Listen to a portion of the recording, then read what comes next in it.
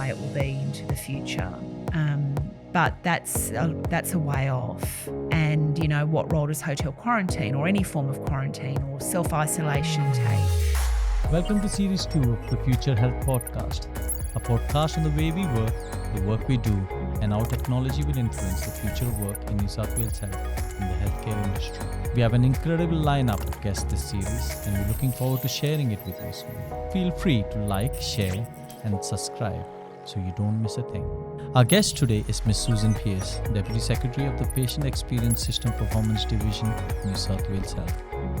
Susan has been the Chief Controller of the State Health Emergency Operations Centre, responsible for the COVID response in New South Wales. Susan is passionate about the human experience in healthcare, and I'm looking forward to discussing with her on how we can maintain it moving into the future.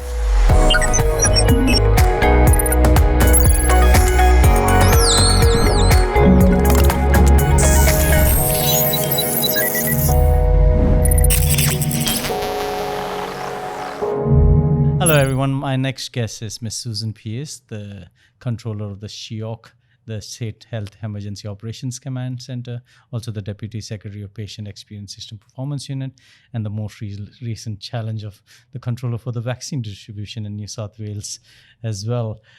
Welcome, Susan, and thanks for making time today in your busy schedule, nonetheless, to come and talk to us about what the future of work, the workforce, and the worker looks like. I'm sure you've thought about these themes long in the past, and then I've had to re-chalk a lot of that over the last year. And it'd be great to just start off and discuss how you see this playing out in the next couple of years, and what are the biggest challenges you see for the workforce, and how the future of work is going to look like. Well, that's a big question. Look, obviously you do think about these things, and like a lot of people, and no doubt the people that you've been talking to, I've been working in health in New South Wales since I left school, you know, when you include the training. So quite a few years, over 30. And in that time, some things have changed a lot and some things haven't changed at all, to be honest. So when you think about it, I think it's hard not to think about what's happened over the last 15 or 16 months in that context, because what we've seen in that time is that we've had to reinvent ourselves over and over and over again. And as a workforce in health, one of the things that has become really obvious to me is that we're really capable of doing that in a much speedier way than we've ever thought possible. So usually change takes many, many years. But what's happened in this period is that the change that's been forced upon us has meant that we've needed to do that much more quickly. So when we first started, and as the controller of the SHIOC, one of the things that I thought I would be doing most of all was managing demand on our health system, emergency department attendances, ICU capacity and the like, and we're prepared for that. So in the event that ever, even now, still occurred, we have all of that planning and preparation in place. But in actual fact, what I've ended up doing with my team and the health system more broadly is managing hotel quarantine from a health perspective, managing an exemptions unit associated with, for example, the international arrivals, but also when we had a border closure period with Victoria for some months last year, standing up COVID testing clinics in a matter of hours and all of the things that entails. And, you know, now with the vaccine rollout from a health system perspective, it's sort of that logistics and planning exercise. So it's brought home all the more what the health system is capable of doing, and then what do we use within that that helps us to deliver those results. So I think that's been a really interesting experience, and it's as I said, it's hard not to think about the future of health with those lenses on. And yeah, you raised that important point around having to meet a new challenge and having to do it so rapidly. Whilst we might not face a pandemic, hopefully not for foreseeable future once we control this one. The need to adapt to what the population needs, and having to do it at a rapid and agile speed rather than having to wait for decades for the customer to change and us to change with them is going to be a challenge. How do you see, I know you were very passionate about patient experiences and the way the systems approaches it. How do you see the future engagement and design of health in New South Wales being derived from those patient experiences? Well, again, I think, if you take the last 15 or so months as an example, what we've learned about our patients and carers and the community in general is that they're actually much more open to other models of healthcare. And so it's us clinicians who hold a view about how things should be done that aren't always entirely where the community expectations are or what people are comfortable with. And so during the peak months of COVID, when we had over 200 cases a day back in late March and April last year, the role of telehealth and video conferencing and virtual healthcare had to be taken up through necessity. So we saw an increase in those mediums, hundreds and hundreds of % increase in what we would normally do. And the feedback from that was quite positive, actually, in terms of how people experience that care. Now, I think we need to be really clear. We're not suggesting for a moment that face-to-face contact with people, particularly undifferentiated patients, is not completely necessary. It will always be necessary. But there is an element of the work that we do that certainly could be met much more effectively, I think, in those ways. And so, when you think about, I think back, if I go back all the way back to when I first started working as a nurse in Broken Hill, which is actually 30 years ago this year, I would have given anything to have had the ability to reach out to somebody in a larger centre with greater expertise to seek advice and guidance about the management of some of the people that we had to look after. So in a place like that, I was there for 10 years, confronted with all manner of things, but you don't have layers and layers of medical staff, and you don't have all of the things that sort of large metropolitan hospitals have, and you can't. I mean, it's just not how the system can't support that because of the volume of patients and clinical expertise and all of those things. So it would have been wonderful. Now those things are available now to people, and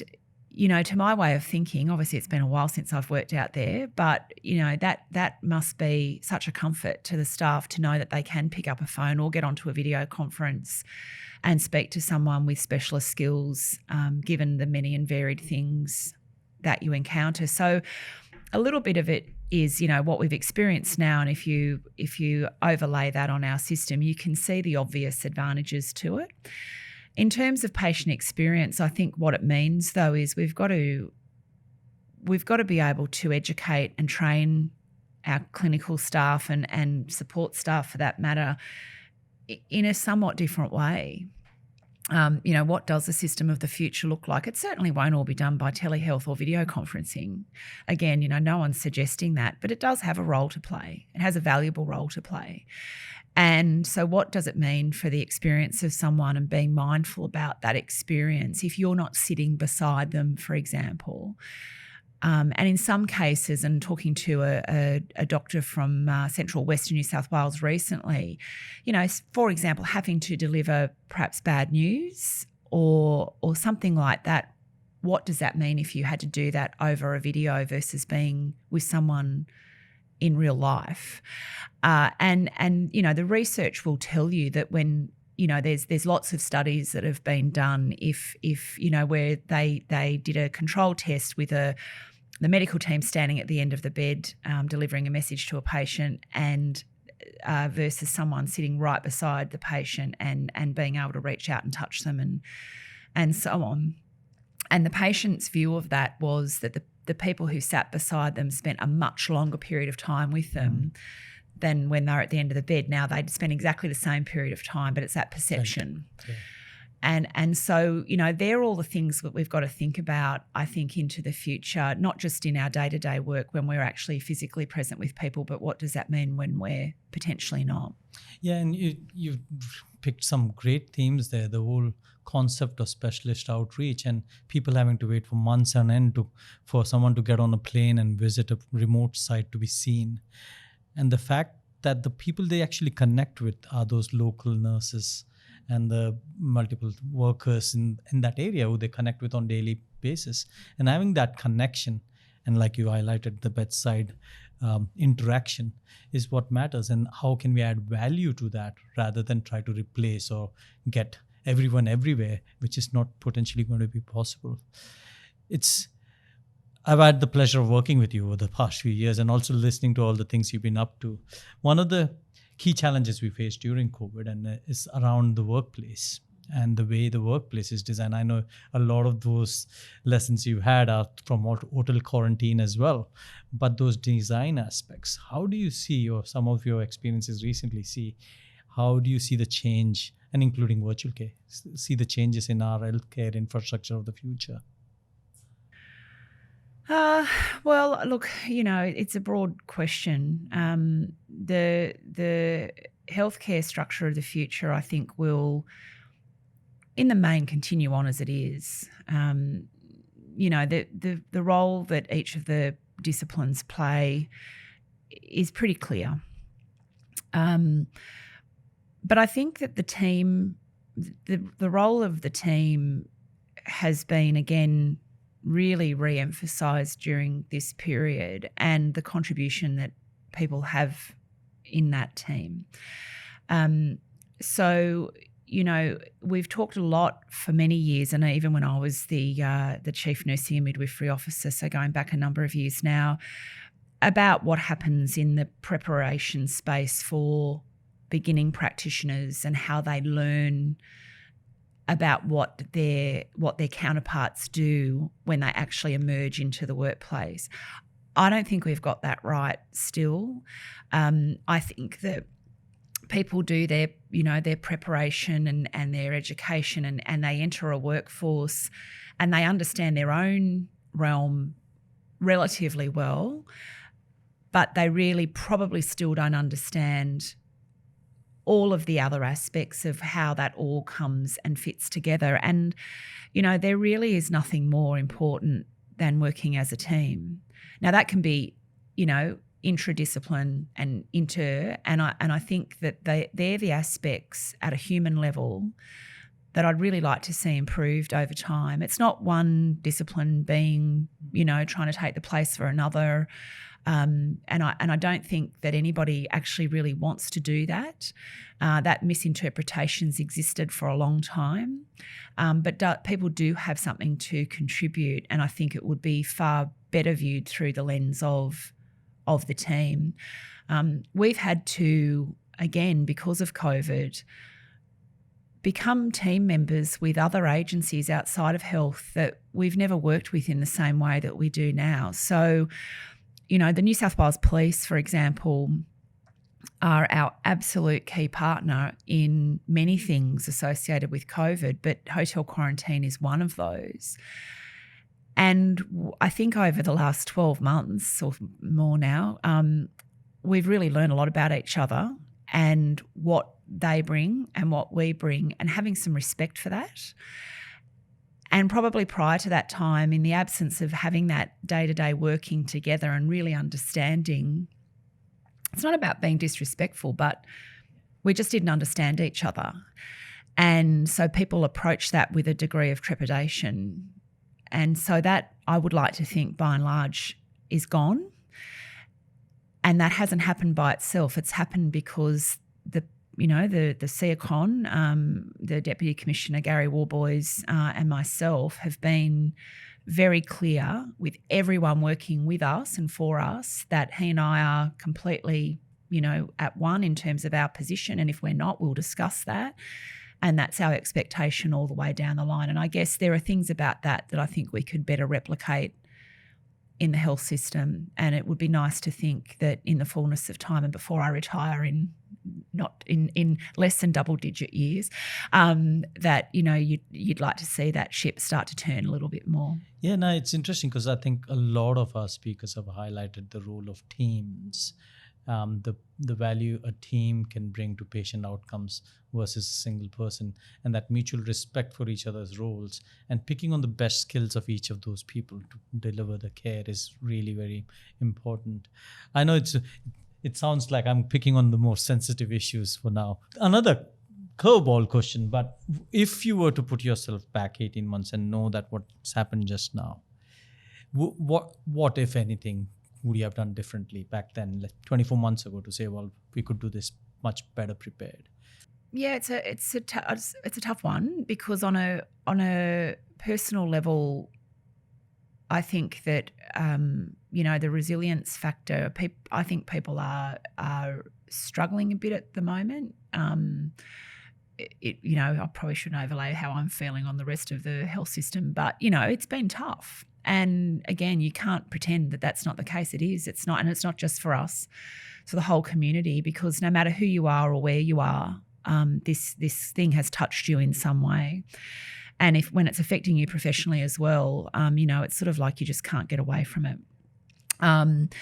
So I think that the resilience factor is a critical thing. And you go into something like this, even though we call it the State Health Emergency Operations Centre, it's not really an emergency operations centre anymore. This is the work we do now. This is business as usual almost, and it will be for the foreseeable future. And so when you're working on an emergency operations footing, it's sort of in your mind, you think, look, the winter of 2017 is it's a good example. 3 months solid of really, that was hard, day and night, hard work for everyone. But it was 3 months, give or take a few weeks on either side, and it was done. This is not that.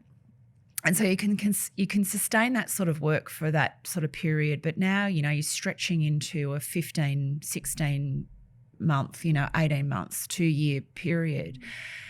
So the thing that I would have done differently as a leader is to think about how you're going to give people reprieve from it and how they could get access to some time off. Again, if I look at the police, I think they have their structures lend themselves better to that, because they don't appear to be as person dependent. Their role, so they swap out roles, and I think that's been a really interesting thing to view from where we sit. In terms of our other structures, though, I think that, look, those first few weeks and probably, 6 weeks maybe, it's hard to remember, were challenging because we were trying to work out, who was doing what. We've got a pandemic plan. What does that look like? What does it mean in this context? Really what it means is that the people who do the things that they do in normal circumstances do that in the pandemic, and that's essentially what we've done. So whilst all of the people here do something around COVID, that's why you see Kerry, as the public health face, in the face of it, really, my team and myself doing the operational work, which is what we do in normal circumstances, and then obviously the other DepSecs with their various roles, the clinical leadership that Nigel's and his team have performed, and particularly in regard to the clinical council, the PPE, communities of practice, Phil with the workforce, and so they're doing what they do, and that's been a key to our success.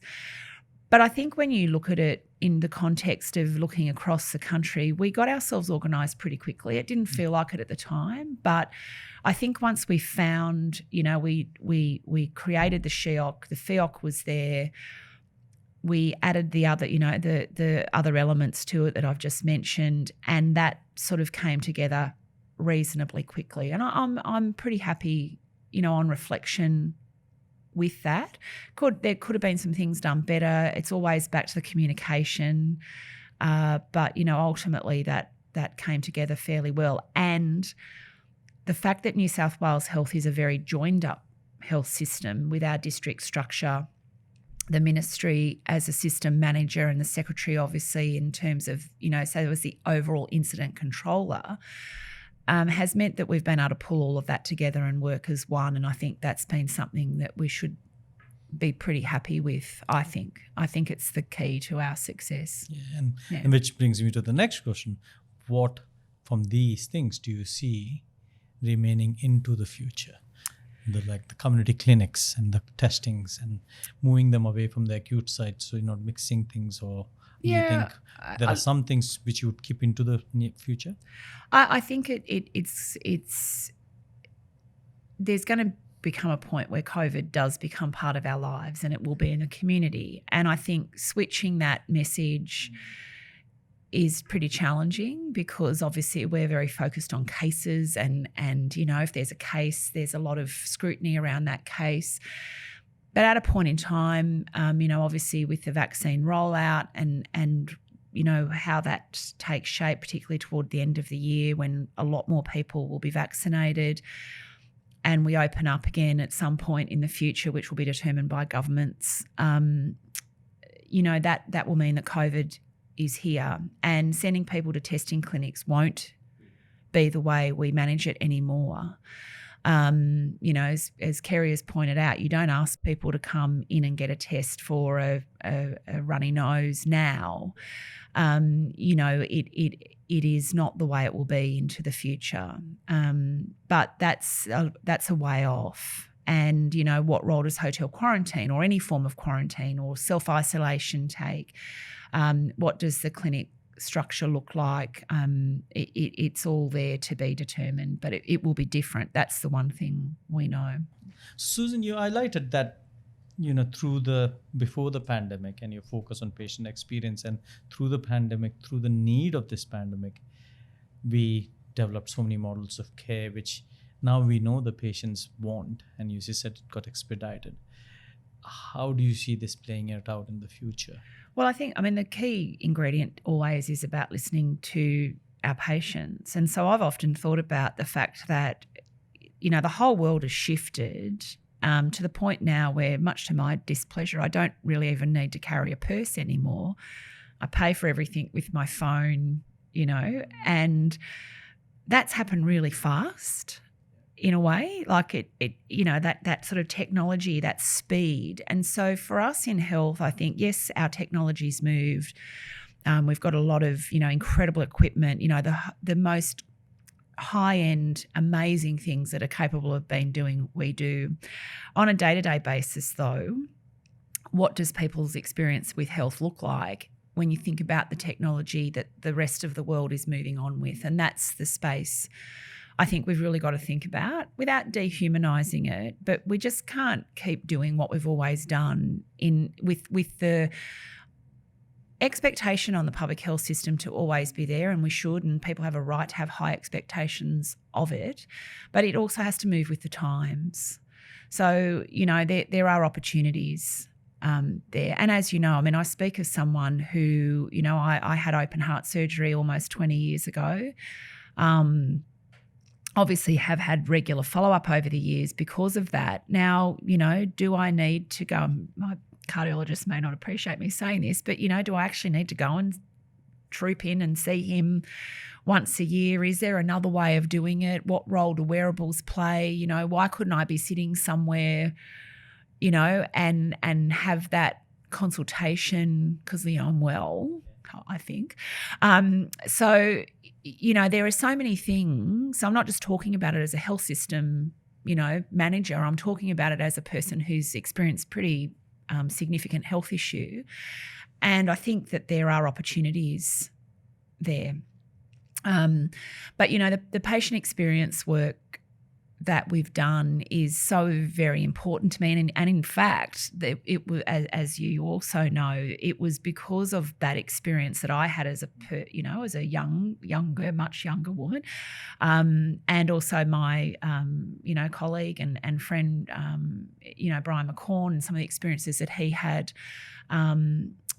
when his wife was, battling cancer. And we joined together to make small acts of kindness, which is now I think it'll be 8 years old at the end of this year. Now, that film, I'm going out to a thing this week to talk to a clinical group, and we'll be playing it. It stood the test of time, because the reality of it is that kindness and compassion, have never been not a thing. I'd like to think that we did what we said we were going to do, and we sparked a bit of a conversation around that, and we've continued on with that over the years.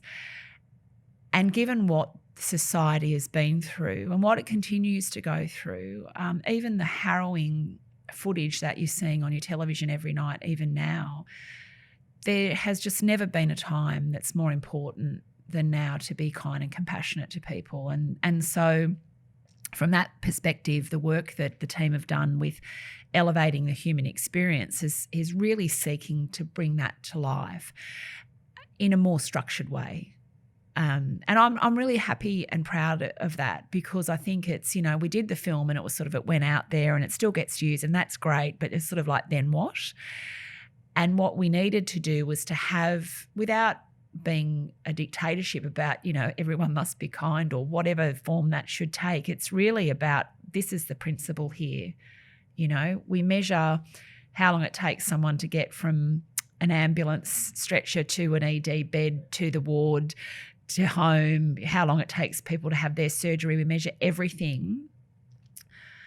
But for me, what is as important, and this is the message we've put out to our system, and they've responded to it incredibly well, is that how people feel about the care that they receive, no matter how they receive it, is every bit as important as anything else we measure. And so, it really is. That's why I said at the start, there are some things about our health system that have changed a lot in the last 30 years. There are some things that haven't changed at all.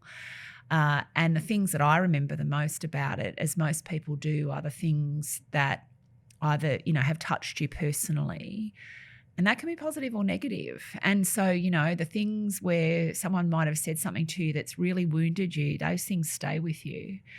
And so I think that not to be bitter and twisted or to dwell on them, but, you remember it because it hit you. And so on the other side of that equation, I guess what we want is for people to have those, positive feelings and think, this is a good place to be. I'm valued here. The work I do is meaningful, and I'm not Pollyanna. I know it's hard, and it's not always like that, but we can change it. Yeah. No, it's very important, because as clinicians, we both know that the only times we get it right most of the time, even more than most of the time, I would say 999 or even 99,000 out of 10,000 times, we get things right. But it's only the one time that we collect data for now is when we do have an event or an adverse event. And so it's almost like when you get some news, it's always bad news about the way you work. But bringing those patient experiences through and actually making clinicians feel valued completes that circle of finding purpose in your work as well. And I think that for me is probably going to be steady even now or into the future. And that's not going to change even if robots are doing it, or someone behind the robot who is going to have to connect with those people. So Susan, you highlighted the things we're seeing internationally. And, this crisis has brought out the best and worst across the world, and also shown the resilience of the healthcare communities. And like you said, we've got this, but it's also exposed a lot of those fragileness and some key weaknesses in our system around, lack of public health investment, not in our country, but internationally. You've seen that suffer and then create problems. How do you see this pandemic having reshaped that future for us? Yeah, look, I think the question is, what can we hold on to from this experience where we've learnt positive things about what we can do? That really for me is the key to this. So we've learnt stuff about what we can do. We've discussed. We've actually learnt that health is not an island, and we do need other partners at times to help us to do things, and we should be more open to that. So again, as I say, there are so many agencies that we work with now in such a different way than we did before. It is incredible. And, if I went back 18 months, I would not have foreseen that in the way that it has shaped up. So we've got to hang on to those things and think about, even if you overlaid that on, say, at a community level, and particularly in, say, rural communities, then what does that sort of whole of government approach look like to particular issues, or multi-agency or other partners? And we do that, of course, but, we could do it better. And I think so there are those things. The thing we've got to be careful of is not just reverting to type, because we're humans. We like to do what we've always done because we're comfortable in that zone. And so, the risk we run is that when this thing is ever, different and over in the way that we're experiencing it still now, is what does that look like, and how do we hang on to the things without just going right back to where we were before it started? I think that's the challenge that sits in front of us, and the state, the community of our state and the country and the world really has looked to its health systems to lead them through. And you can see how that's played out.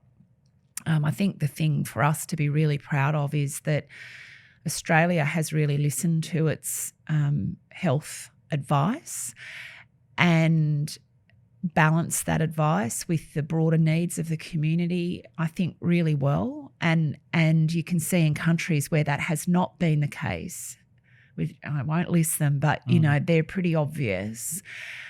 And then you see what happens as a result of that. And so it's really quite fascinating when you think about it at a health policy level. What does that mean? And recently, or some months ago, I was talking to a group who were doing, health policy education. And, one of my comments to them was that, when you're in that environment, you have got to be brave, and you have to be honest with your advice and not tailor that advice to suit a particular narrative. And I think that we have exemplified that throughout this period, and that we should continue to. Not always right.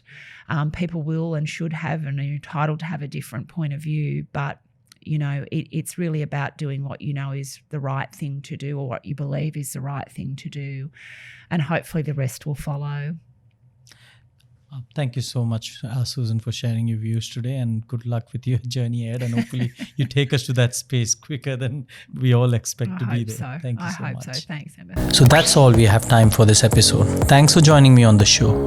If you enjoyed the podcast, make sure to like, share, and subscribe on whatever platform you are on right now.